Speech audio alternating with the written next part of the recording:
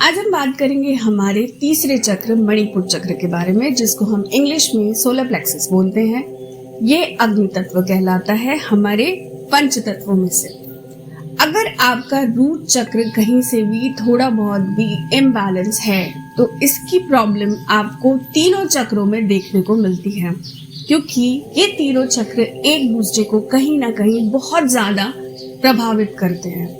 इसी वजह से अगर आपका रूट चक्र बहुत अच्छी तरह से बैलेंस सिचुएशन में है तो आपके ऊपर के दो चक्र भी बैलेंस होने के चांसेस बहुत ज्यादा बढ़ जाते हैं।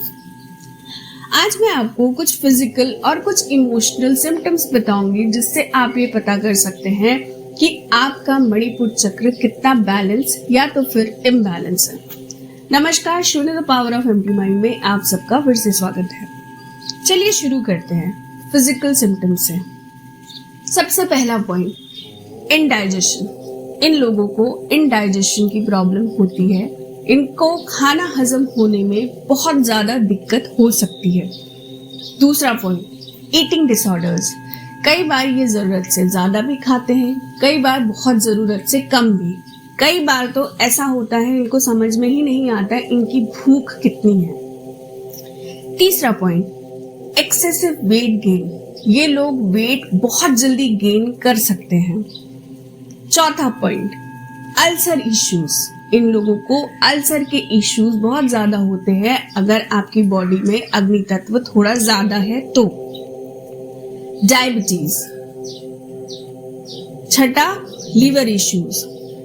सातवां, हार्ट बर्न। और आठवां पॉइंट, सेंसिटिव या तो फिर ब्लीडिंग गम्स। जैसा कि मैंने आपको बताया, अगर आपका अग्नि तत्व हिला हुआ है मतलब इम्बैलेंस है, जरूरत से ज्यादा या जरूरत से कम, तो ये आपके हर एक चक्र को प्रभावित कर सकता है। इसीलिए इसके फिजिकल सिम्टम्स आपको ऑल ओवर द बॉडी दिख सकते हैं। अब बात करते हैं इमोशनल इश्यूज की। नंबर 1, ये ओवर एनालिसिस होते हैं। ये लोग किसी भी चीज को इतना ज्यादा सोचते हैं ना कि उस जो बात का तथ्य होता था या फिर होता है वो उनके दिमाग में कुछ और ही बना लेता है।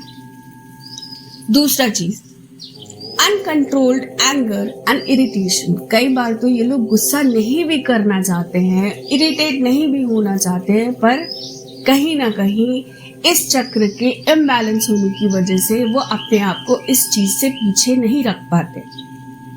तीसरा इशू, लो सेल्फ कॉन्फिडेंस। इनके अंदर कॉन्फिडेंस की कमी बहुत ज्यादा होती है। ये लोगों को बहुत ज्यादा भीड़ में फेस नहीं कर पाते। चौथा पॉइंट, ट्रस्ट इश्यूज।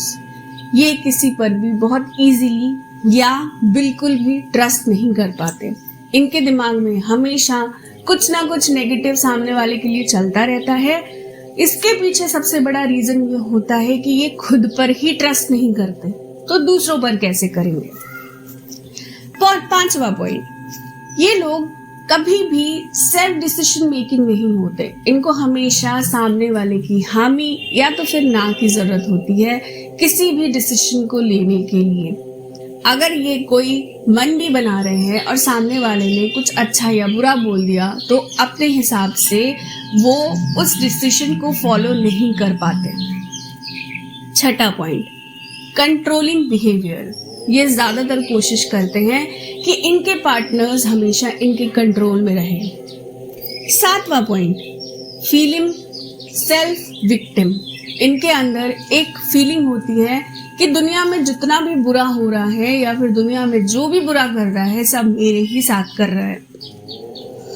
आठवां पॉइंट, लैक ऑफ मोटिवेशन। इनके अंदर से मोटिवेशन नहीं आता। इनको हमेशा बाहरी मोटिवेशन की जरूरत पड़ती है खुद को खड़ा करने के लिए। नौवां और आखिरी पॉइंट, डिफिकल्टी सेटिंग बाउंड्रीज। ये लोग अपने लिए हेल्दी बाउंड्री सेट नहीं कर पाते। कई बार ऐसा होता है जो चीज इनको बार बार हर्ट कर रही है या इफेक्ट कर रही है उस चीज को वो लेट गो ही नहीं कर पाते। बार बार उसी जगह पे जाना इनकी आदत होती है। आशा करती हूँ मेरी इस वीडियो से आज आपने खुद को जरूर टटोला होगा कि आपका मणिपुर चक्र कितना ज्यादा बैलेंस है या इम्बैलेंस है।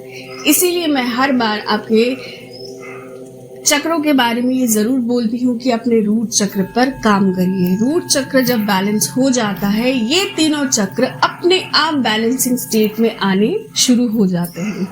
नमस्कार, आज के लिए इतना ही। फैमिली को बढ़ाते रहिए। प्लीज चैनल को लाइक और सब्सक्राइब करना ना भूलें।